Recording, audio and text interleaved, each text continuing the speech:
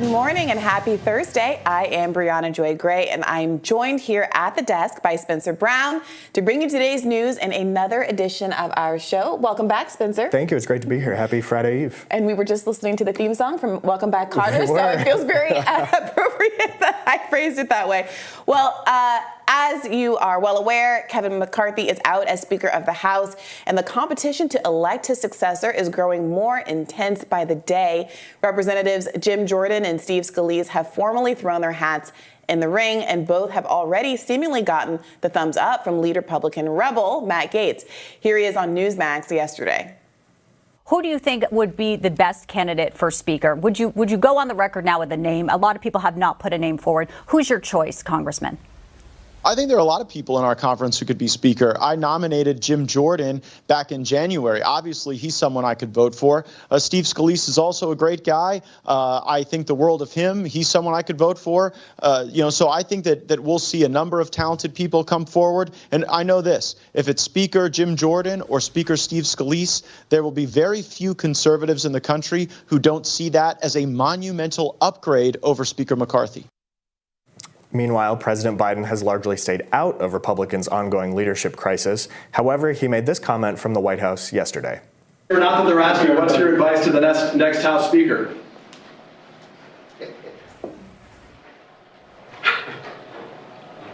That's a public pay grade. Thank you, sir.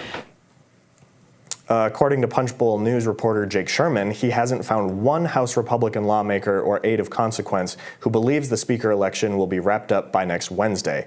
In the meantime, it seems the biggest legislative casualty of McCarthy's ousting will be aid to Ukraine. Per reporting in Axios, some Republicans are eyeing a grand compromise with Democrats that ties Ukraine aid to border security measures. But nothing will be accomplished before a Speaker is elected first. A new Reuters poll released this morning finds that U.S. public support for arming Ukraine has fallen. 41% of respondents said the U.S. should provide weapons to Ukraine, while 35% disagreed. The same poll in May showed 46 backing and 29 disagreeing. Okay, so the background of this is that there's this growing and significant gap between public opinion on the war in Ukraine, or whether or not we should be sending military aid to Ukraine, and what Congress seems to want, which is over $100 billion in aid with no end in sight. Matt Gaetz seems to have exploited, and I don't mean that in a critical way, but just in a descriptive way, seems to have exploited that gap by forcing basically a vote on this issue, whether or not you're going to be willing to compromise and sell down river this argument that they're making that we need to cut funding to Ukraine in return for other Republican priorities like the border. And it seems like we're partly in this situation because he felt like that was a Faustian compromise that he wasn't able to make. And what you're seeing from this dynamic is how much consensus there is among establishment Democrats and establishment Republicans to get aid flowing again to Ukraine. So much so that Democrats are saying, fine, potentially, I'll give you all your border funding that we've objected to on moral grounds. And AOC went down to the border all dressed in white, crying when Trump was in office.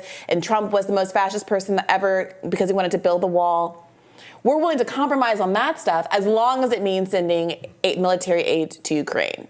It seems staggering that they would now be willing to make that compromise. Because as you pointed out, the idea of a border wall and immigration policy was, for a long time for Democrats, especially during the Trump years and continuing into the Biden years, this sort of red line that they had drawn. And it seems like now they're kind of pulling a President Obama in Syria, running over that red line because they feel that this Ukraine funding is so critically important. And it has been interesting to see that it's not just, obviously Republicans have always talked about wanting to secure the border, but to see them willing to push for a compromise that still includes the Ukraine funding when they're hearing, it seems from these polls, I assume they're hearing a lot from their constituents back in their districts about why they think that this funding should not just automatically be given, and this shouldn't be just on like a rolling basis that we keep giving them more money for aid and weapons and other things. It seems like that's kind of turned into almost Ukraine funding, that is, has turned into something like funding the government, where it's like we must do this by this deadline to make sure that they have it. Mm-hmm. And it's been interesting to watch that become sort of the lone point in Washington where anyone can agree on anything. Yeah, and speaking of, one-time Democratic presidential hopeful Colorado Senator Michael Bennet was on MSNBC yesterday explicitly making the case that he would filibuster the next budget bill, willing to shut down the government if the bill doesn't include aid for Ukraine. That's how serious this is. So the posture has gone from it's Republicans that want to shut down the government, and it's still true. Both sides want to basically shut down the government over aid to Ukraine. Yeah. But it's gone from the budget crisis is a Republican crisis, the speakership crisis is a Republican crisis. They don't care about military families getting paychecks. They don't care about government workers going without pay. They're willing to do all of this for their selfish ends, for policies that don't help the American people. They want to cut school funding for the poorest kids in America. All of that stuff was true. But now the Democrats seem to be joining, or at least some Democrats seem to be joining in this chorus saying, yes, I'm also willing to hold the country hostage for something as attenuated from the needs and interests of the average American as sending additional aid to Ukraine. Yeah, and I think there's a distinction between the quote you just mentioned in wanting to shut down the government over aid to Ukraine and why Republicans largely were saying those who wanted to shut down the government were willing to. Again, they were focused on cutting spending, rolling back some of the programs that Biden and the Democrats in the previous Congress had put in place, but including Title I spending for public schools. Right, but the Democrats in the Biden administration have always gone straight to sort of the hair on fire cases when it comes to either the debt ceiling or funding the government. We obviously saw when the debt ceiling was being debated, you had White House Press Secretary Karine Jean-Pierre making the argument that people would have their bones dissolved by acid as a result of not raising the debt ceiling. So it's always kind of this, it was that in the debt ceiling, then it was children will starve if the funding doesn't continue. And so they always kind of go to the extremes. But I think that is literally true. The base core of it, though. But one of the main points they were advocating for was cutting the Title I school budget by 80%. School funding by 80%. I appreciate there is a maximalist case and an exaggerated case that sometimes is made when people are trying to frame things advantageously in these hot-headed situations. But we also can't sidestep the fact that as much as Republicans are making some decent points about funding overseas versus domestic spending, at every single turn and every single example, they have also opposed domestic spending.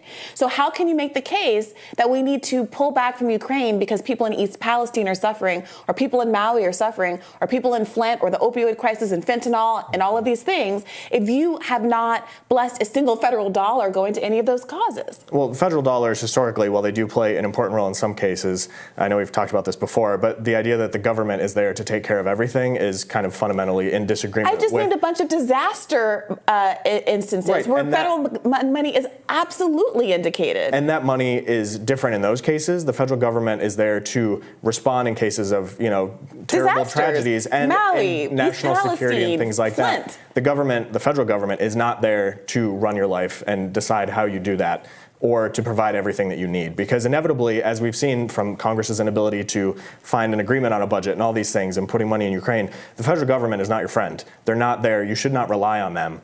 And that's, you should have states that are well-run that can handle things like that. You should have other programs. You should not rely on the federal government. It's a cold argument to make, but the fact of the matter, as we see time and again here in Washington, the federal government cannot be trusted to actually keep you fed, clothed, housed, etc. The hundreds of millions of people who are on some combination of Social Security, Medicare, and Medicaid that are going to be insolvent soon. And who consider those to be the most popular policies in America, and policies that stand between most seniors and a life of penury on the street, feel very differently. But we can get back to this question at hand. What do you make of Matt Gaetz's argument that for the average Republican watching this, as much as the mainstream news is framing this as Republicans in disarray, what a disaster, and that's including corporate Fox media coverage, which is not on the whole very happy about what Matt Gaetz has done, that to people sitting at home and thinking for themselves, when they look at the alternatives to Speaker McCarthy as Speaker of the House,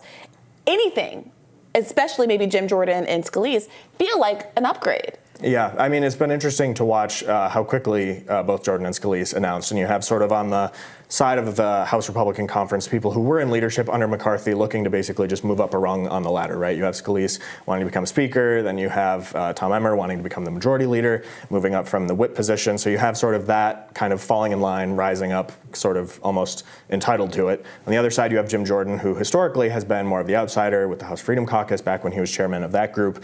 And so it's going to be very interesting to see how that plays out next week after the candidate forum on Tuesday, and then supposedly starting the Speaker elections on Wednesday. Obviously, last time that took 5 days. Hopefully this time it doesn't take that long. But I think a lot of the the outrage at what just took place is based around this idea that Republicans theoretically have a great case for governing, right? If you look at the polls, the American people favor Republicans over Democrats when it comes to prosperity, when it comes to national security. Joe Biden's approval numbers are in the toilet and seemingly sinking every day. He's just not doing well at this. So Republicans should have every opportunity to make that case and win in 2024. That was the same thing they thought in 2022, and obviously the red wave never materialized. And I think a lot of Republicans are watching, voters and sort of partisan pundits as well, watching this scenario set up again where Republicans might be poised to again snatch defeat from the jaws of victory in an election cycle that should be all theirs. And so I think it's in some cases less about the policies and the things Matt Gaetz is saying, because what he says has often changed throughout his time in Congress based on what sort of is the outside contrarian position. And I think it's more concerned that, okay, just because maybe what he's saying is right, this is making the case live on national television frequently to the American people that Republicans are really not that great at governing compared to Democrats. And I think that's why a lot of people are nervous, is because it makes that case very clear right before we have, the 2023 elections happening here in Virginia. We have ballot questions in Ohio. 2024 general election is coming up. It's not a great look for Republicans. And so that's a lot of the unhappiness that unfortunately comes at the expense of discussing the policies and the reasons why Matt Gaetz found himself outside with the 7 other members. I hear you. My instinct, my observation is now that that's what's motivating this. I don't think that most people sit around and think, well, how's Congress governing today? How's the governing going? Who's good at governing? I don't know that I've ever said the word governing in my entire life outside of the context of sitting at this table. And most of the times I've ever said it were in the last 30 seconds. Mm-hmm. What people do, and they don't also speak in policy terms, but they know they are struggling and they know they don't support sending money to Ukraine while they're struggling. Mm-hmm. And you can call it a contrarian position, but if your contrarian position is only contrarian in Congress and not in the world, not in the country, you're in a pretty good position. And that's exactly why these force the vote moments are so important. Why progressives, I'm sorry, again, we're pushing for the squad members to make a big to-do about issues like universal health care, which 88% of Democrats and 49% of Republicans and 70-odd% of independents supported in the middle of a pandemic when nobody had health care because they were losing their jobs, and we have employer-based health care. When majorities of Americans want a raise to the minimum wage, when a majority of Americans support these worker rights, this is a moment to be doing exactly what Matt Gaetz is doing. And I'm very interested to see how this continues to pan out. Of course, we'll be covering that going forward. Please do stick around. More Rising after this.